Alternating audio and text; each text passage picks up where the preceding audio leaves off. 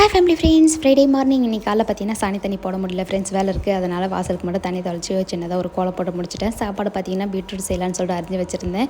என் மாமியார் அது வேணா களமாவு குழம்பும் சாதம் வச்சுருன்னு சொன்னாங்க. அதை முடிச்சுட்டு வந்து கொஞ்சம் தண்ணி கட்டிகிட்டு இருந்தேன். அதுக்கப்புறம் என் மாமனார் வந்தார். அவர்கிட்ட விட்டுட்டு பசங்களுக்கெல்லாம் ஊட்டிட்டு மாட்டுக்கு வந்து பார்த்திங்கன்னா அதெல்லாம் தொட்டி வச்சு முடிச்சுட்டு பில்லு வந்து ஆயிடுச்சு ஃப்ரெண்ட்ஸ். பூசா பயிர் வந்து கொஞ்சம் தான் இருக்குது. அதனால் ரோல் வாங்கியிருந்தோம்.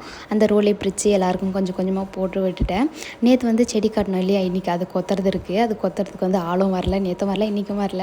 அதனால் நாங்களே வந்து கொத்தலாம் அப்படின்னு சொல்லிட்டு காலையிலே வந்து கொஞ்சம் கொத்திட்டோம். ஒரு கைனி ஆகிடுச்சு, இது 2வது கைனி கொத்திகிட்ருக்கோம். அதுக்கப்புறம் போய் சாப்பிட்டு வந்து மறுபடியும் கொத்த ஸ்டார்ட் பண்ணிட்டோம். எல்லோரும் சேர்ந்து வந்ததுனால சீக்கிரமே முடிஞ்சிருச்சு. வெயில் டைமில் அப்புறம் பார்த்திங்கன்னா என் மாமனார் ஜூஸ் வாங்கிட்டு வந்திருந்தார், ஆளுக்கு ஒரு பாட்டில்.